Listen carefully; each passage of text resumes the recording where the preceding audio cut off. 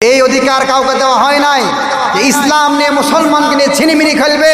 আমার আপনার প্রাণের স্পন্দন নবী মুহাম্মদ সাল্লাল্লাহু আলাইহি ওয়াসাল্লামের পরে কেউ নবী দাবি করবে আর তাদের মসজিদে বাংলার জমিনে হবে, এটা কোনোদিন বাংলার মানুষ বরদাস্ত করবে না।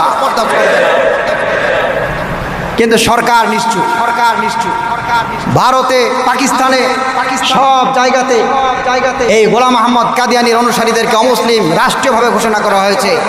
কিন্তু দুঃখজনক ব্যাপার, বাংলাদেশ এমন পুরা কবলওয়ালা দেশ যেখানে রহমাতুল্লিল আলামিনের ইন্তিকালের পর একজন মানুষ নিজেকে নবী দাবি করলো আর তার অনুসারীরা বাংলাদেশে দাম্ভিকতার সঙ্গে চলে বেড়ায়, তারাও নিজেদেরকে মুসলমান দাবি করে। আমরা স্পষ্ট ঘোষণায় বলতে চাই, মুসলমানরা শুধুমাত্র মুসলমান, নবীর উম্মতরা মুসলমান।